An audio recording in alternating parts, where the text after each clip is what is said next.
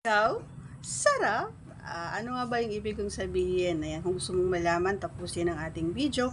And if you're not yet connected, please do me a favor. Please do subscribe and click our tiny notification bell so that you'll be updated every time we have a new upload videos. Disclaimer din po, ang video po natin ay para lamang po sa may bukas ng kaisipan at may malawak na pang-unawa. Kung wala po tayo nito, maaari na lamang pong mag-skip at mamili ng mga videos na nararapat para sa inyo.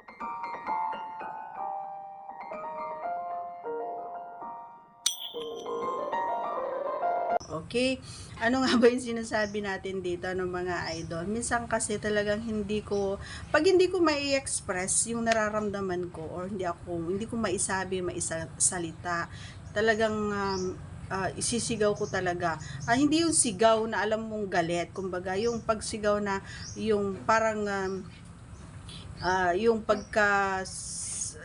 sabihin ko na grabe, ang galing, grabe, ang sarap yung ganun. Pero idinadaan ko sa yun yung way ko para masabi ko din sa kapareha ko na masarap yung ginagawa niya. And ano nga ba yung posisyon or ano nga ba yung ginagawa niya every time na napapasigaw talaga tayo sa enjoyment o sa kasiyahan, sa kagalakan, sa kasarapan, yon. Ito yung every time na naandun siya sa pag nakain siya, yon. And yung sobrang ginagalingan niya, talagang napapaano talaga ako ng ganon talaga ang nangyayari. At syempre may konting kulot-kulot naman yung pag-o natin. And kapag yung malapit na tayo and alam ko na magsasabay kami. Ako kasi ramdam ko kapag yung magsasabay kami or yung naghahabulan kami kumbaga. So, yung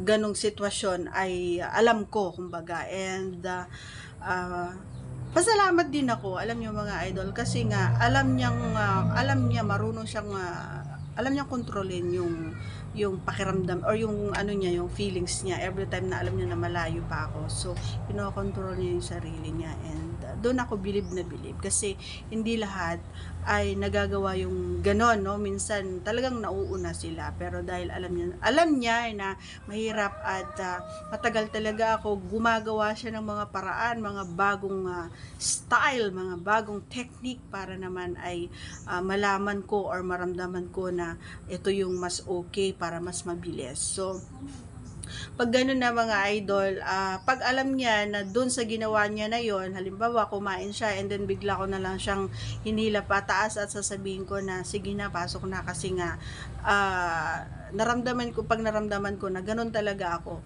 And yun na rin yung hudyat na parang makikita ko sa mukha niya ay salamat.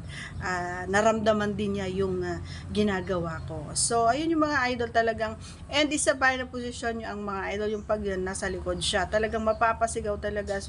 May halong sakit, may halong saya, may halong sarap, yun.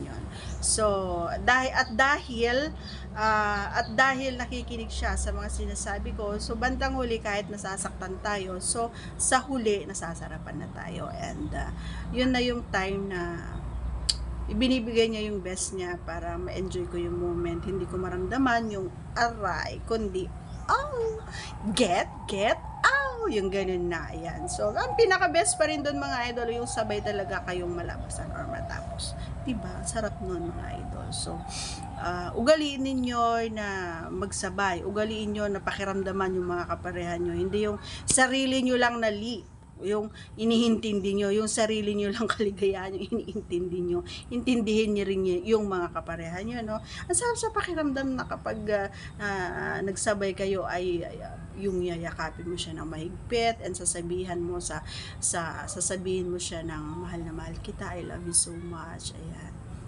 Hanggang nabubuhay ako, ikaw lang yung magiging laman ng puso ko. Yung mga ganon, ang sarap sa tinga, di ba? So that's all for today's video mga idol. Once again, if you're not yet connected, please do subscribe and click our tiny notification bell so that you'll be updated every time we have a new upload videos. Thanks for watching. Bye!